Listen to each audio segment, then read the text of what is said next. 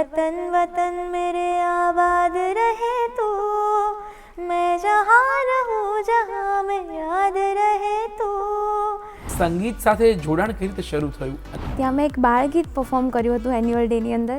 મારું ઝાંઝર ખોવાણું કોઈ શોધો રે. તો પછી તાલીમ શું કામ જરૂરી છે? આવા કોઈ દિવસ વિચાર આવ્યા ખરા? જો તમે ક્લાસિકલ શીખો તો તમે કોઈ પણ જોનરાને ગાઈ શકો. સ્કૂલિંગ મારું નોર્મલ સ્કૂલમાં જ થયું, હું સ્પેશિયલ સ્કૂલમાં નથી ભણી. ડોરી ખીંચી ડોરી પલન કે તૂને મોરે, મેરે સપનોं को झुलाया सारी रात. Good morning Gujarat. મિત્રો, સવારને જો સુરીલી બનાવવી હોય તો કયું ગીત સાંભળવું ગમશે તમને? વૈષ્ણવ જન તો તેને કહીજે, પીડ પરાય જાણે રે, પર દુખે ઉપકાર કરે તોય, પર દુખે ઉપકાર કરે તોય, મન અભિમાન ના હાડે રે. વૈષ્ણવ જન તો તેને કહીએ. એકદમ સુરીલી સવાર થઈ ગઈ ને. સૂરને જોઈ નથી શકાતા પણ સ્પર્શી જાય છે હૃદયને. આવી જ રીતે સંગીતમય દુનિયા જે પળે પળને ક્ષણે ક્ષણ માણી રહ્યા છે એવા એક વ્યક્તિત્વ હેપી દેસાઈ તમને ને મને ગુડ મોર્નિંગ કહેવા આવ્યા છે. તો સ્વાગત કરીએ છીએ હેપી દેસાઈનું. નમસ્તે, સ્વાગત છે આપનું હેપી બેન. Thank you so much. આજની સવાર બધાની એકદમ હેપી થઈ જવાની છે, કારણ કે આપણે બહુ જ બધા ગીતો સાંભળીશું અને ઘણી બધી વાતો કરીશું હેપી બેન સાથે. તો તમે એકદમ એવું કહી શકાય કે સંગીત અને હેપી એ બંને એક થઈ ગયા છે, કેમ કે તમે બોલો છો તો પણ બહુ આમ મીઠો અવાજ આવે છે અમને. Thank you. તમે સંગીત સાથે જોડાણ કઈ રીતે શરૂ થયું અને કઈ રીતે તમે આટલા સુરીલા બની ગયા? સંગીતની શરૂઆત મારી લાઈફમાં હું બહુ જ નાની હતી ત્યારથી થઈ. મારા સ્ટાર્ટિંગ ફેઝની વાત કરું તો હું જ્યારે 5 વર્ષની હતી ત્યારે મારા પેરેન્ટ્સે મને જુનિયર કેજીની અંદર સ્ટડી કરવા મૂકી હતી કલરવ સ્કૂલ ગોધરાની અંદર. અને ત્યાં અમારો ફર્સ્ટ એન્યુઅલ પ્રોગ્રામ રાખવામાં આવ્યો હતો સ્કૂલમાં. અને અમારી સ્કૂલના પ્રિન્સિપાલ જય સરની પ્રેરણાથી એમણે મને બહુ જ મોટિવેટ કરી હતી કે તું કંઈક ગા, તું કંઈક પરફોર્મ કર. એટલે એ વખતે ત્યાં મેં એક બાળગીત પરફોર્મ કર્યું હતું એન્યુઅલ ડેની અંદર. અને એ ગીત સાંભળ્યા પછી ઓડિયન્સનો મને એટલો સારો પ્રતિભાવ મળ્યો અને સ્કૂલના પ્રિન્સિપાલે જ પછી પેરેન્ટ્સને પણ સજેસ્ટ કર્યું કે આ દીકરીનો અવાજ બહુ જ સરસ છે અને મ્યુઝિકમાં બહુ જ સારું કરી શકે એમ છે. એટલે ત્યાર પછી પેરેન્ટ્સે મને ક્લાસિકલ ટ્રેનિંગની શરૂઆત કરાવડાવી અને એ રીતે મ્યુઝિક મારી લાઈફમાં એન્ટર થયું. કયું બાળગીત હતું એ? અમને જરાક બાળક બનાવી દો. તમે ફરી એ ગીત ગાઈ શકશો? જી, મને આખું ગીત તો અત્યારે યાદ નથી પણ હું 2 લાઈન ચોક્કસ સંભળાવીશ. પરીઓનો દેશ, આ તો પરીઓનો દેશ, પરીઓનો દેશ, આ તો પરીઓનો દેશ. તો આવી કંઈક લાઇન્સ હતી એ ગીતની જ્યારે મેં 5 વર્ષની એજમાં પરફોર્મ કર્યું હતું. તો એટલે બાળગીત અને નિજાનંદ માટે તમે ગાતા હોય એમાંથી તમે ક્લાસિકલમાં એન્ટર થાવ તો થોડા નિયમો, થોડી શિસ્ત એ બધું ઉમેરાય અને તમારે એક અલગ જ વાતાવરણમાં રહેવાનું થાય. તો એ ટ્રાન્સફોર્મેશન તમને આમ ગમતું હતું? મમ્મીને ફરિયાદ કરતા કે નથી જવું, આ તો બહુ સૂરમાં આમ ગાવાનું, શબ્દો નથી આપતા, ખાલી સા અને રેની જ પ્રેક્ટિસ ચાલે છે, એવી કોઈ ફરિયાદ હતી નાના હતા ત્યારે? ના, એવું તો કંઈ બન્યું નહોતું, કારણ કે મેં જ્યાં ક્લાસિકલ મ્યુઝિકની શીખવાની જે મારી જર્ની હતી એની અંદર ગોધરાના જ કિન્નરીબેન સોની કરીને જે મારા ટીચર છે ક્લાસિકલ મ્યુઝિકના, એમની પાસે મેં શરૂ કર્યું. અને એમણે જેવી રીતે આપણને મમ્મી પપ્પા કેવું કમ્ફર્ટેબલ ફીલ કરાવતા હોય બધી જ સિચ્યુએશનની અંદર આપણને સાથ આપતા હોય, એ જ રીતે એમણે પણ મને કમ્ફર્ટેબલ ફીલ કરાવ્યું અને બધી જ વસ્તુનું એકદમ એવી રીતે મને શીખવાડી કે કોઈ વસ્તુથી હું કંટાળી ના જાઉં અને મ્યુઝિકને હું બહુ જ ઇઝીલી બધી જ વસ્તુ શીખી શકું. એટલે એમનો હું ખૂબ ખૂબ આભાર માનું છું કે એમણે મને આટલી સરસ ટ્રેનિંગ આપી અને લગભગ 11 વર્ષ સુધી મેં એમની પાસે ટ્રેનિંગ લીધી. તો તમે જ્યારે 6 વર્ષના હતા ત્યારે તમારી તાલીમની શરૂઆત થઈ જી અને ત્યાંથી તમે 11 વર્ષ સુધી સાધના કરી, તમે શીખ્યા. જી. તો તમે કેટલા કલાક શરૂઆતમાં તમે સંગીતને આપી શકતા કે કેટલી વખત તમે રિયાઝ કરવા બેસી શકતા? શરૂઆત મારી એવું હતું મનમાં કે કંઈક કરવું છે, એટલે ડેડિકેશન ફૂલ હતું. એટલે રિયાઝની અંદર તો હું ઘરે લગભગ 2 થી 3 કલાક રિયાઝ કરતી અને એના પછી ક્લાસમાં જે મેડમ શીખવાડતા એ વસ્તુ અલગ થતી અને બાકી ફિલ્મી અને લાઇટ વોકલ તો ચાલ્યા કરતું. એટલે રિયાઝ તો ખાસો થતો હતો એ વખતે. પણ આમ બાળક હોય તમને સ્ટેજ મળવા માંડે તો તમને એવું લાગે કે હવે તો આપણે સ્ટાર બની ગયા છીએ, લોકો આપણી પાસે આવે છે, તો પછી તાલીમ શું કામ જરૂરી છે? આવા કોઈ દિવસ વિચાર આવ્યા ખરા કે તાલીમ નથી લેવી, કે તાલીમ કેમ મહત્વની લાગી તમને એ ઉંમરમાં? મ્યુઝિકની અંદર છે ને ક્લાસિકલ જે છે એ રૂટ્સ છે મ્યુઝિકના. એટલે ક્યારેય એવું તો હતું જ નહીં કે ક્લાસિકલ મ્યુઝિક છોડી દેવું છે કે ક્લાસિકલ મ્યુઝિક કંઈ કામનું નથી. કારણ કે જો તમે ક્લાસિકલ શીખો તો તમે કોઈ પણ જોનરાને ગાઈ શકો. એટલે એવું તો ક્યારેય આવ્યું નહીં. તો ક્લાસિકલમાં તમે આપેલું પહેલું પરફોર્મન્સ કયું હતું અને કઈ ઉંમરે આપ્યું હતું?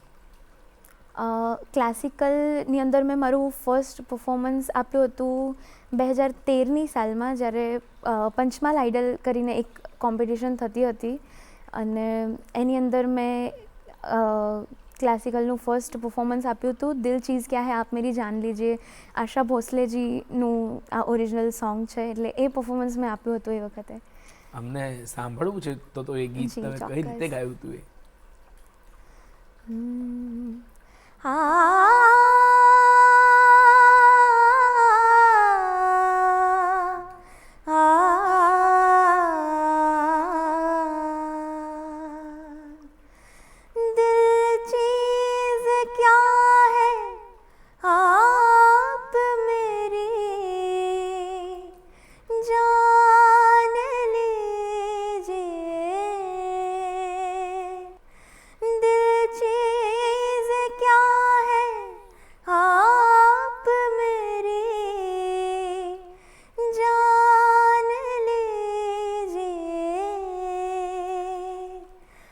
बस एक बार मेरा कहा, बस एक बार मेरा कहा मान लीजिए, बस एक बार मेरा कहा मान लीजिए, दिल चीज क्या है आप मेरी जान लीजिए.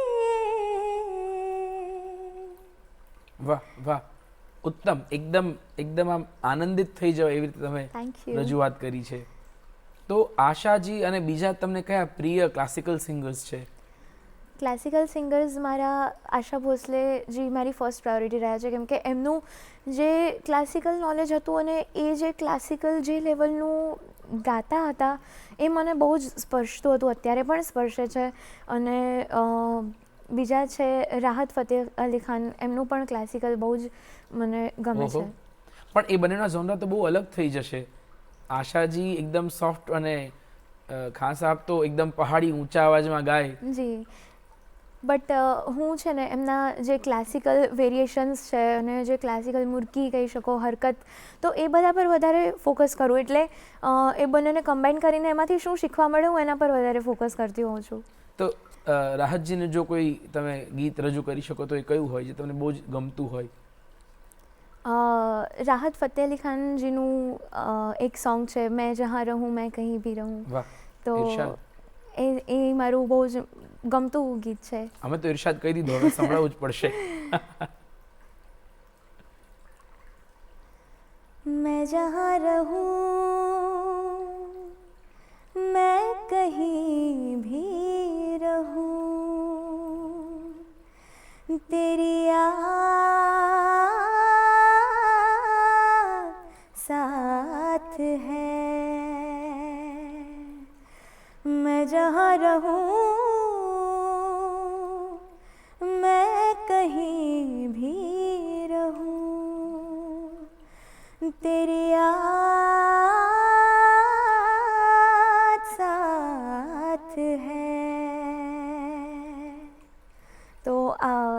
ગીત મને એટલું ગમે કે હું એને જ્યારે પણ સાંભળું ને એ એક વખતમાં ક્યારેય પૂરું જ ના થાય, પછી હું એને રિપીટેડલી સાંભળ્યા કરતી હોઉં છું. આ મને એટલું મારું અતિ પ્રિય સોંગ છે. અને આગળની જે લાઇન્સ છે જેમાં ઢાળ થોડો બદલાય છે, કહેને કો સાથ અપને એક દુનિયા ચલતી હૈ, તો એમાં જો તમે પોતાના વેરિએશન્સ એડ કરવાના તમે કરો આશાજીના ઇન્ફ્લુઅન્સથી, કે તમે જે છે એ જ રીતે એને રજૂ કરતા હો છો? આમ તો જે છે ઓરિજિનલ એ જ એકદમ આમ આઇકોનિક છે, એની અંદર આપણે કંઈ એડ ના કરી શકીએ. તો હા, બટ જો એવું કરવાનું અગર કરી શકાય એવી રીતે જો આશા ભોસલેજીની સ્ટાઇલમાં કંઈક કરવું હોય તો, જેમ કે कहने को साथ अपने ये दुनिया चलती है, पर चुपके से दिल में तन्हाई बसती है, तेरी याद साथ है, तेरी याद साथ है. એટલે અહીંયા આખા જે ક્લાસિકલ જે આશા ભોસલેનું જોનરા છે તો એના પર સ્વિચ થઈ જવાય અહીંયાથી, હરકત અને બધું વધી જાય. અને હા, યસ ડેફિનેટલી જોઈ શકાય. પણ તમારું મોર્નિંગ રૂટીન શું હોય? તમે ઉઠો તો તમે સીધા રિયાઝ કરવા બેસી જાઓ, કે તમે કઈ રીતે આખો તમારો દિવસ પ્લાન કરતા હો છો? મારું મોર્નિંગ રૂટીન રિયાઝથી નથી શરૂ થતું, સાચું કહું તો, કારણ કે હું સવારે ઉઠીને સીધું તો ફટાફટ કોલેજ ભાગવું પડતું હોય, એટલે ઉઠીને પહેલાં તો કોલેજ જવું, પછી ત્યાંથી આવીને પછી રિયાઝનું કંઈક પ્લાન થઈ શકે. અને રિયાઝનો ટાઈમ મારો બપોરનો હોય છે. આમ તો ખરેખર મોર્નિંગમાં રિયાઝ કરવો જોઈએ, બટ કોલેજના ટાઈમ શેડ્યુલના લીધે એ નથી પોસિબલ થઈ શકતું, એટલે પછી રિયાઝ જે છે એ બપોરે થતો હોય, અને પછી સાંજે થોડું સ્ટડીનું કામ ચાલે, અને રાત્રે પછી કરાઓકે પર ફિલ્મી લાઇટ વોકલ જે કહીએ છીએ એની પ્રેક્ટિસ થતી હોય, એટલે એ ટાઈપનું રૂટીન હોય છે મારું. અચ્છા, તો તમે અત્યારે શું ભણી રહ્યા છો? જી, અત્યારે હું second year BA with English literature કરી રહી છું ગોધરાની અંદર, જે એસ્પિરી આર્ટ્સ એન્ડ સાયન્સ કોલેજ છે, તો ત્યાં હું અત્યારે ભણી રહી છું. અને ત્યાં પણ બધા ફોર્ચ્યુનેટલી બહુ જ સપોર્ટિવ મળ્યા છે. બાકી બધું વસ્તુ મેનેજ કરવું બહુ અઘરું પડી જાય, મ્યુઝિક અને કોલેજની સ્ટડી એકસાથે મેનેજ કરવી, બટ ત્યાં પણ બધા બહુ જ સપોર્ટિવ છે. લગભગ છે ત્યાં નાટકના પણ જાણકાર પ્રાધ્યાપકો ત્યાં સેવા આપે છે, અને ઘણું બધું ત્યાં ઇંગ્લિશના ડિપાર્ટમેન્ટમાં તો ઘણો કલાનો માહોલ રહેલો છે. તમારું યુથ ફેસ્ટિવલની સાથે જર્ની કેવી રહે છે? યુથ ફેસ્ટિવલની સાથે મારી જર્ની ગયા વર્ષથી શરૂ થઈ, કારણ કે મેં ફર્સ્ટ યરમાં ગયા વર્ષે એડમિશન લીધું હતું ત્યાં, એટલે યુથ ફેસ્ટિવલની અંદર મેં પાર્ટિસિપેટ કર્યું. અને યુનિવર્સિટી કક્ષાએ હું ફર્સ્ટ આવી હતી ક્લાસિકલ અને લાઇટ વોકલની અંદર, એટલે પછી ત્યાંથી આગળ મેં ઝોનમાં, ત્યાંથી અમને કોલેજ ઝોનમાં ગયા જી, અને ઝોનમાં પછી મહેસાણા ખાતે એની કોમ્પિટિશન રાખવામાં આવી હતી, એટલે ત્યાં પરફોર્મ કર્યું હતું પછી. વાહ, બહુ મજાની જર્ની હોય છે યુથ ફેસ્ટિવલ્સની. અને અમુક કલાકારો બહુ સારા દિલીપ જોશી જેવા કલાકારો આપણને યુથ ફેસ્ટિવલ્સ થકી મળ્યા છે. એ લોકો પણ યુથ ફેસ્ટિવલ ભજવતા હતા, અને એ જર્નીથી ઘણા બધા પાંગરતા હોય છે. પણ તમે તો પહેલેથી તાલીમ લઈ રહ્યા છો, એટલે કોમ્પિટિશન યુથ ફેસ્ટિવલ ટફ બનાવી દો છો તમે જ્યારે પાર્ટ લો છો ત્યારે. તમે યુથ ફેસ્ટિવલમાં શું ભજવ્યું હતું આ વર્ષે?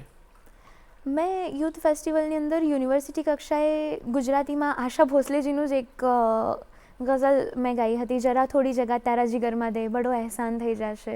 તો એ ગઝલ મેં પરફોર્મ કરી હતી. તો સાંભળવા મળશે જરાક અમને? જી, ચોક્કસ. જરા થોડી જગા તારા જીગરમાં દે, બડો એહસાન થઈ જશે, નહીં તો ખાલી દિલમાં, નહીં તો ખાલી દિલમાં દિલના અરમાન રહી જશે, બડો એહસાન થઈ જશે, જરા થોડી જગા તારા જીગરમાં દે.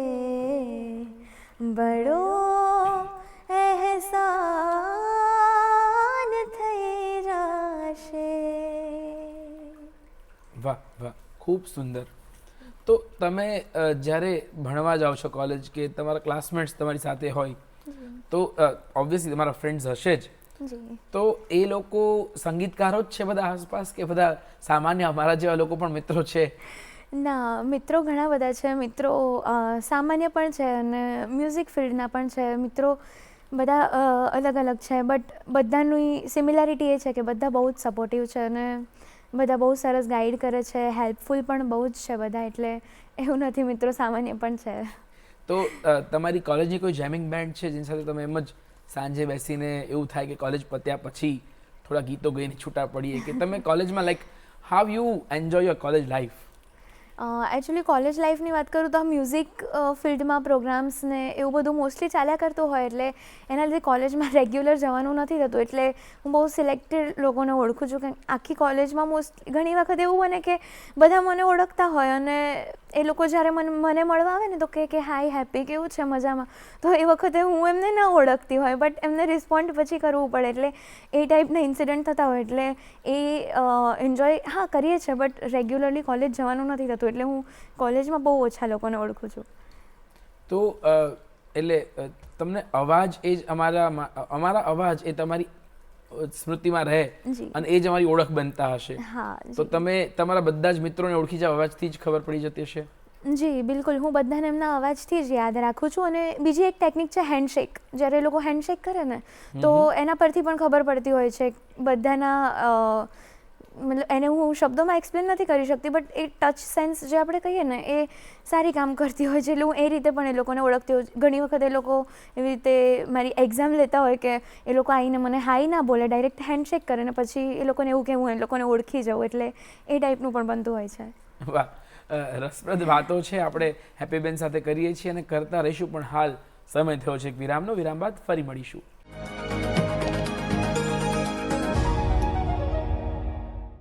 નમસ્કાર, સ્વાગત છે આપ સૌનું ગુડ મોર્નિંગ ગુજરાતમાં. આપણે અત્યારે વાત કરી રહ્યા છીએ હેપી દેસાઈ સાથે. સરસ મજાની સુરીલી સવાર માણી રહ્યા છીએ, એમના કંઠેથી અલગ અલગ ગીતો જાણી રહ્યા છીએ. અને હેપીબેન, વાત કરી તમારા સ્કૂલ લાઈફની, તો તમે આપણે કહીએ કે તમે સ્પેશિયલ સ્કૂલમાં ભણ્યા કે તમે સામાન્ય જે સાઇટેડ બાળકો છે એમની સાથે તમારું શિક્ષણ મેળવ્યું?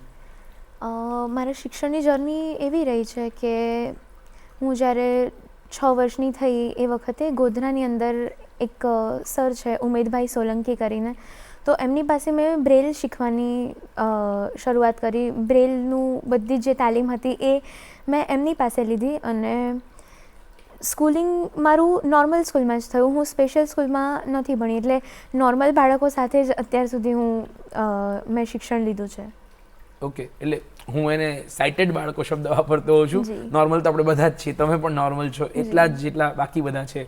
પણ કેવી કેવી ચેલેન્જીસ આવતી હશે સાઇટેડના પોઈન્ટ ઓફ વ્યૂથી જ્યારે શિક્ષણ ડિઝાઇન થયું હોય તો એ બ્લેકબોર્ડનું શિક્ષણ હોય, નહીં કે ઓડિયો વેમાં વધારે ભણાવાતું હોય, કે તમને નહીં કે ટચથી તમને વધારે મોડલ્સ કે કંઈ મળતું હોય, તો ચેલેન્જીસ કોઈ રહી હતી કે કેવી રહી હતી?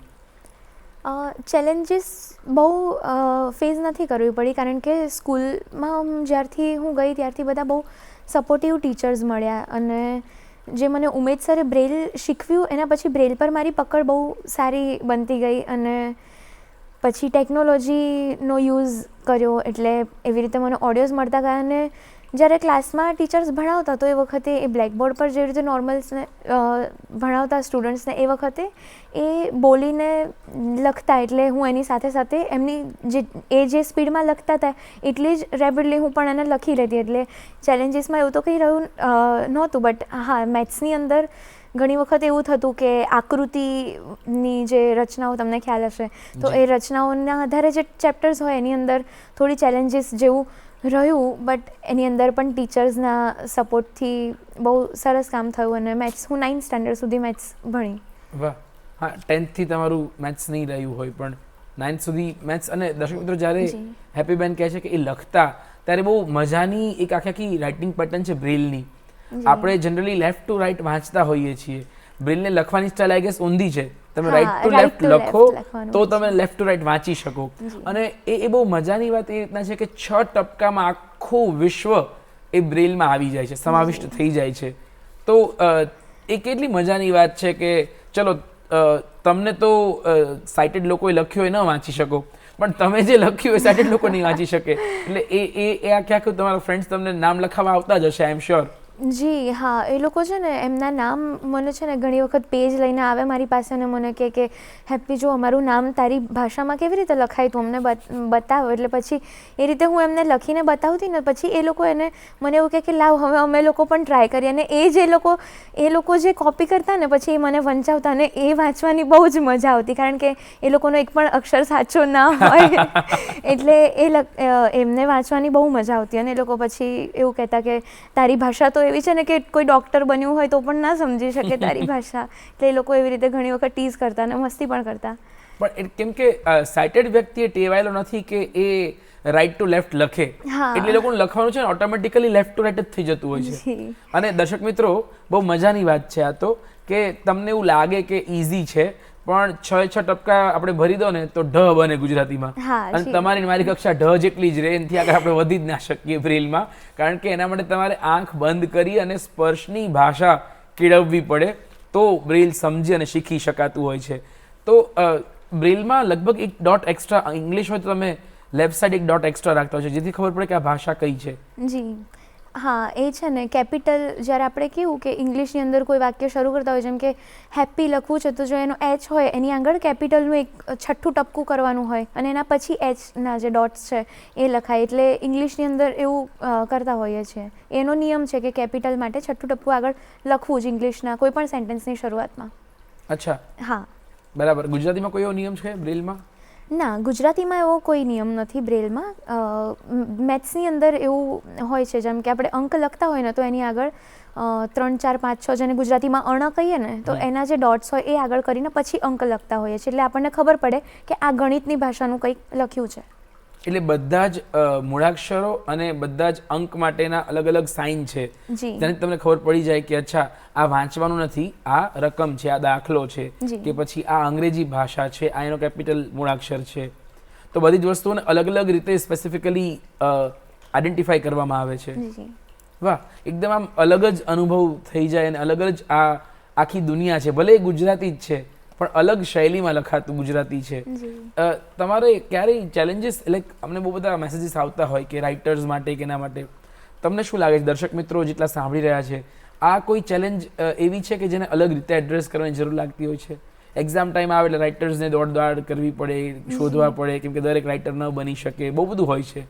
જી, ઘણી વખત એવું બનતું હોય ને કે આપણને રાઇટર્સ શોધવામાં બહુ જ પ્રોબ્લેમ થાય અને ઘણી વખત રાઇટર મળી પણ જાય ને તો જેમ કે આપણને બધા આન્સર્સ આવડતા હોય પણ રાઇટર એટલો કેપેબલ ના હોય કે હું જે બોલી રહી છું એ એટલું સ્પીડલી લખી શકે, અને ઘણી વખત એવા પ્રોબ્લેમ્સ થતા હોય છે.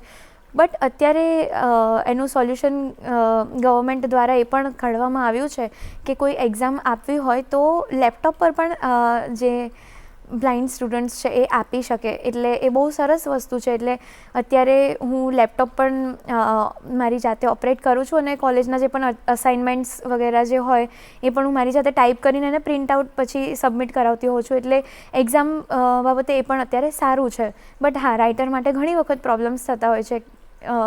અત્યારે ગઈ વખતની જે એક્ઝામ હતી એની અંદર મને રાઇટર માટે બહુ જ પ્રોબ્લેમ થયો હતો, એટલે પછી ત્યારથી મેં ડિસાઇડ કર્યું કે હવે હું લેપટોપ પર એક્ઝામ આપીશ.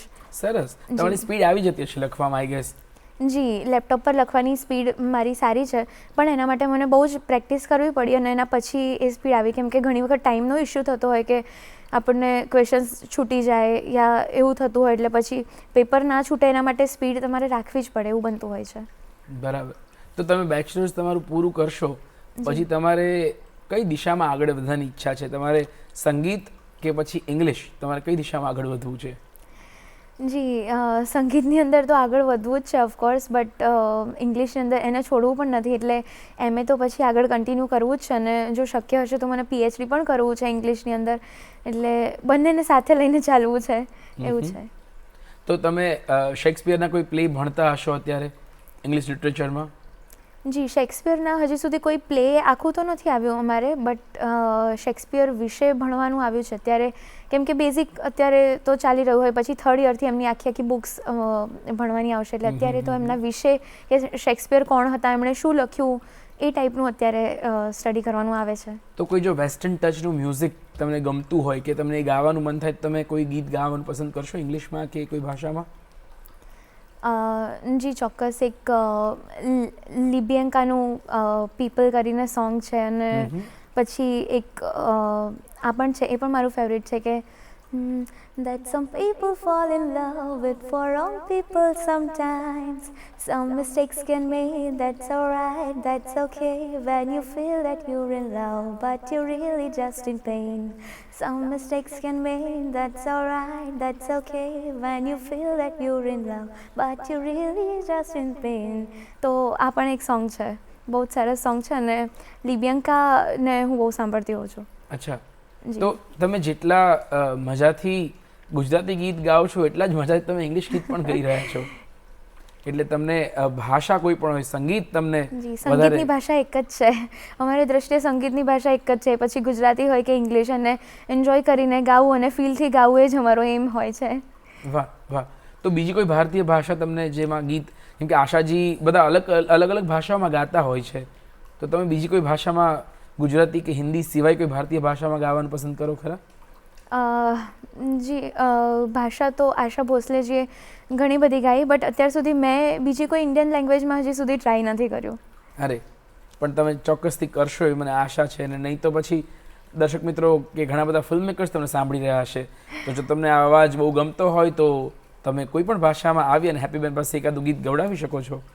તો હેપી બેન, આપણે વાત કરી રહ્યા હતા તમારા કોલેજ ફ્રેન્ડ્સ, કોલેજ લાઈફ, તમારે ઇંગ્લિશ પણ સાથે રાખવું છે, તમારા પ્રોફેસર પણ આઈ ગેસ સારા સંગીતમાં, ગાયત્રીબેનની વાત કરીએ તો એમણે સારું એવું સંગીતમાં, એમના પોતાના લેખન પણ હતા અને પોતે સારું ગાતા, તો એમની કોઈ લખેલી કે કમ્પોઝ કરેલી કૃતિ ખરી જે તમે ગાવા માંગતા હોય?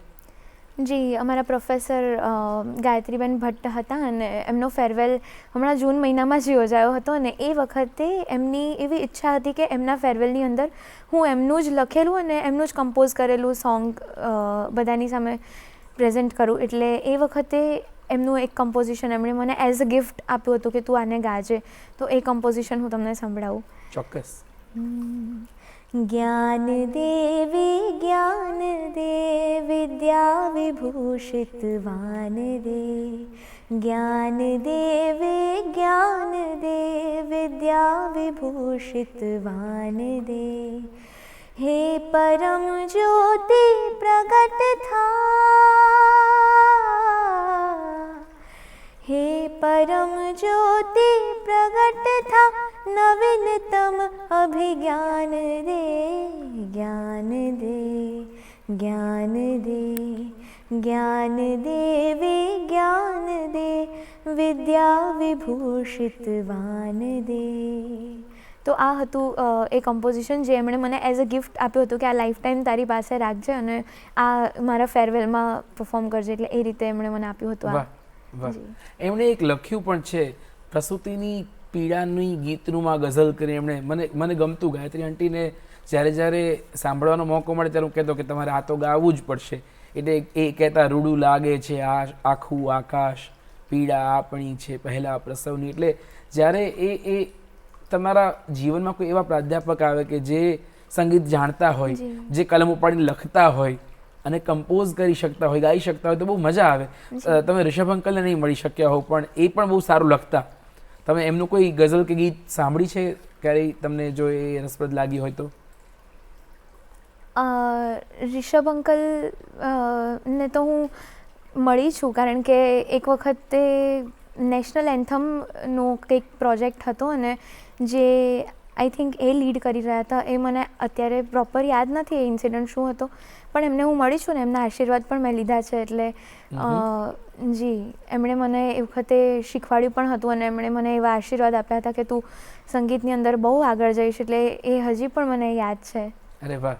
એટલે અમુક કપલ જે હોય ને, એ લોકોએ નક્કી કર્યું કે અમારે તો મોટા કેન્દ્રો પર કે અમદાવાદ જવું જ નથી, અમારે તો અહીંયા જ કામ કરવું છે. આ એ પૈકીના હતા કે જેમણે નક્કી કર્યું કે અમે તો ગોધરામાં જ રહીશું અને ત્યાં જ કામ કરીશું, અને અલગ અલગ ઘણા બધા વિદ્યાર્થીઓને તૈયાર કર્યા છે. તો ગુજરાતીમાં તમને ગમતા બીજા કયા કયા કવિઓ કે કયા કયા લિરિસિસ્ટ છે જેના કમ્પોઝિશન્સ તમને, જેની રચનાઓ તમને સારી રીતે કમ્પોઝ થયેલી રચનાઓ તમને ગાવી ગમી છે? કેવા કેવા ગુજરાતી ગીતો છે એવા? મને છે ને ગુજરાતીમાં સુગમ તરફ થોડો વધારે ઝુકાવ છે, એટલે મને તુષાર શુક્લાની રચનાઓ બહુ ગમે. એમનું જે એક ગીત છે કે આંખોમાં બેઠેલા ચાતક કહે છે મારું ચોમાસું ક્યાંક આસપાસ છે, ઓહો. ગાલો પર લજ્જાની લાલી ફૂટ્યાનું હવે કારણ પૂછું તો કહું ખાસ છે. એટલે આ જે રચના છે એ મને બહુ ગમે છે.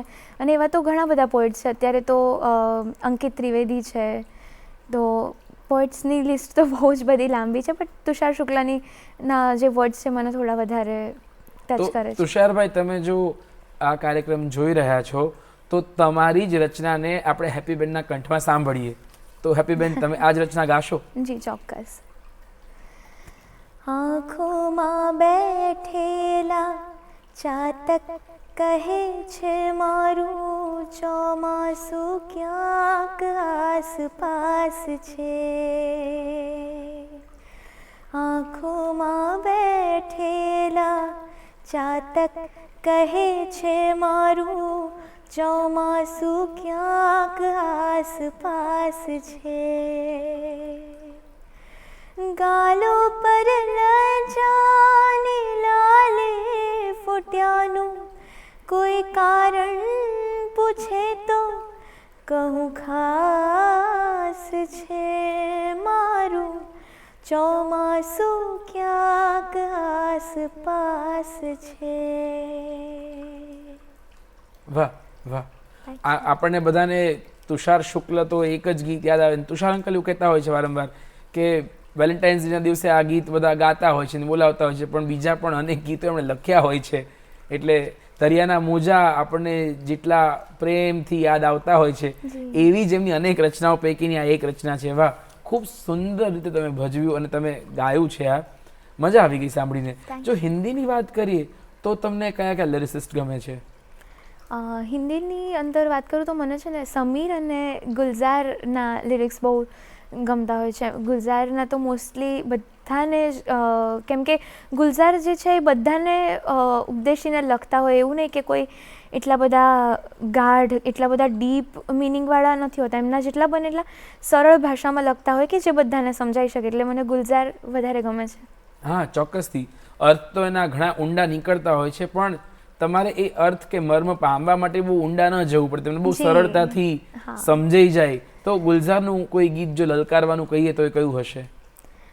ગુલઝારનું મારું એક અતિપ્રિય ગીત, કારણ કે એ પાછું મારા favourite, one of the favourite સિંગરે પણ ગાયું છે, અરિજીત સિંહ.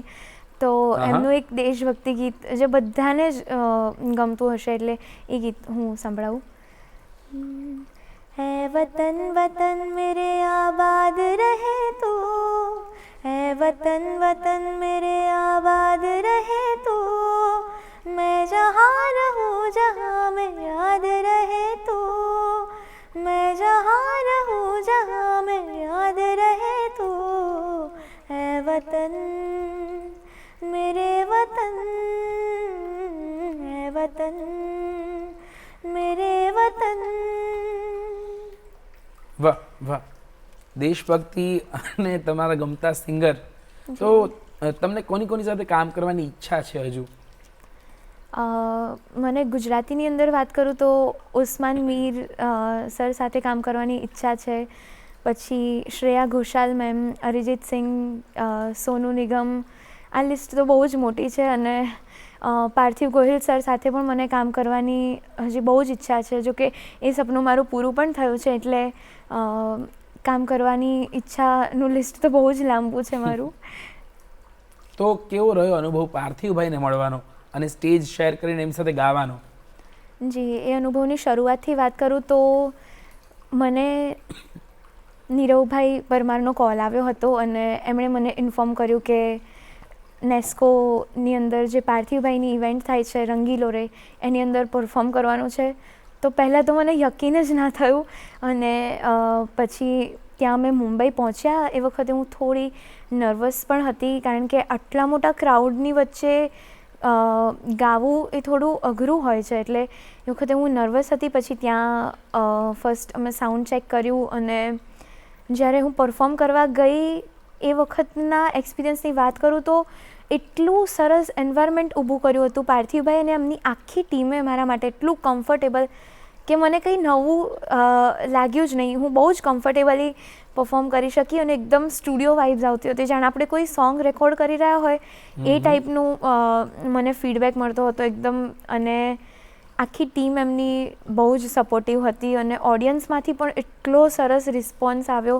અને સ્પેશિયલી હું થેન્કફુલ છું પાર્થિવભાઈને કે એટલા સપોર્ટિવ હતા, મને એમણે બહુ જ હેલ્પ કરી અને હું બહુ જ થેન્કફુલ છું એમને આ ઓપોર્ચ્યુનિટી મને આપવા માટે કે એમની સાથે હું ગાઈ શકી આટલા મોટા સ્ટેજ પર. તમે કયું ગીત ગાયું હતું એ વખતે? રંગીલોમાં મેં પાર્થિવ સર સાથે 2 સોંગ પરફોર્મ કર્યા હતા. એક હતું કુમકુમ કેરા પગલે માડી ગરબે રમવા આવ અને બીજું હતું મારું ઝાંઝર ખોવાણું કોઈ શોધો રે. આ 2 ગીત મેં પરફોર્મ કર્યા હતા. તમે અમને કયું ગીત સંભળાવશો? હું તમને સંભળાવીશ મારું ઝાંઝર ખોવાણું કોઈ શોધો રે, કારણ કે એ મારું પણ બહુ ગમતું ગીત છે. અને જી, મારું ઝાંઝર ખોવાણું કોઈ શોધો રે, મારું મનગમતું ગાણું કોઈ શોધો રે, શોધો રે. મારું ઝાંઝર ખોવાણું કોઈ શોધો રે, મારું મનગમતું ગાણું કોઈ શોધો રે. મારી નણદલ મેણા મારશે, મારી સાસુજી તો ડાળશે. મારી નણદલ મેણા મારશે, મારી સાસુજી તો ડાળશે. મારા વાલમનું નવલું નજરાણું, નજરાણું. મારું ઝાંઝર ખોવાણું કોઈ શોધો રે, મારું મનગમતું ગાણું કોઈ શોધો રે. વાહ! તમે અલગ અલગ કાર્યક્રમો આપતા હો છો, નવરાત્રિ તમે રજૂ કરતા હો છો, તો આ બધી શરૂઆત કેવી રીતે થઈ? કાર્યક્રમોમાં મારી લાઈફનો સૌથી પહેલો જે મોટા મંચનો કાર્યક્રમ હતો એ હતો પંચ મહોત્સવ 2019ના વર્ષની અંદર. પંચ મહોત્સવ એ એક એવો પ્રોગ્રામ છે કે જે પંચમહાલ અમારા જિલ્લાની અંદર પાવાગઢ ખાતે થતો હોય છે ને, જેમાં હજારોની સંખ્યામાં લોકો આવતા હોય છે અને જુદા જુદા આર્ટિસ્ટ જે એની અંદર પરફોર્મ કરતા હોય છે. એટલે એની અંદર પાર્થિવભાઈ ગોહિલ સાથે મેં આઇકોનિક સોંગ લાડકી પરફોર્મ કર્યું હતું. એટલે એ મારી લાઈફનું સૌથી પહેલો આટલા મોટા મંચ પરનો પ્રોગ્રામ હતો. અને એના પછી ફેબ્રુઆરી 2020ની અંદર જે નમસ્તે ટ્રમ્પનો કાર્યક્રમ યોજાયો, તો આ બહુ ઇન્ટરેસ્ટિંગ અને મારી લાઈફનો ટર્નિંગ પોઈન્ટ કહી શકું એવું ચેપ્ટર છે. કારણ કે સવારે 7 વાગે મને નીરવભાઈનો કોલ આવ્યો હતો કે તમારે આવી રીતે પરફોર્મ કરવાનું છે. અને એ વખતે અમે બધું જ કામ છોડીને મારા પપ્પા મને બસમાં અમે લોકો ટ્રાવેલ કરીને હું અને મારા પપ્પા અમદાવાદ પહોંચ્યા. અને પછી ત્યાં મેં કીર્તિદાન ગઢવી સર સાથે લાડકી સોંગ પરફોર્મ કર્યું. અને જે ઓડિયન્સનો સામેથી મેં જે ફર્સ્ટ લાઇન ગાઈ અને ઓડિયન્સનું જે ચીયરઅપ હતું એ જોઈને મને એવું થયું કે આ લાડકી સોંગ કેટલું બ્યુટિફુલી બનેલું છે, કેટલું અદ્ભુત બનેલું છે. એ સોંગની સુંદરતા અને ભવ્યતા મને એ દિવસે ખબર પડી. અને એ મુમેન્ટને હું શબ્દોમાં વર્ણવી શકતી નથી, એટલી સ્પેશિયલ મુમેન્ટ હતી એ મારા માટે. એ મુમેન્ટ ફરી જીવવાની આવે તો તમે ગીત ગાશો? જી, ચોક્કસ. डोरी खींचे डोरी पलन के तूने मोरे, मेरे सपनों को झुलाया सारी रात. भले बगिया तेरी छोड़ी, भले निंदिया तेरी चोरी, बस इतनी सी याद तो रखे मेरी बात. तेरी लाडकी मैं, तेरी लाडकी मैं, तेरी लाडकी मैं, छोड़ूंगे ना तेरा हाथ. વાહ વાહ! ખરેખર ગુડ મોર્નિંગ ગુજરાત, આજે હેપી મોર્નિંગ ગુજરાત વાળું કાર્યક્રમ થઈ રહ્યો એવું લાગે છે. બહુ જ મજા આવી. તમે ઘણા બધા ગીતો ગાયા અને એ દરેક ગીત અમે માણ્યું છે. અને દરેક ગીત, એના શબ્દો, તમારો અવાજ અમને બધાને સ્પર્શી ગયો છે. ખૂબ ખૂબ આભાર હેપી બેન કે તમે સમય કાઢ્યો અને અમારા ઓડિયન્સ સાથે આટલી બધી વાતો કરીને આટલા બધા તમે ગીતો ગાયા. Thank you very much. Thank you.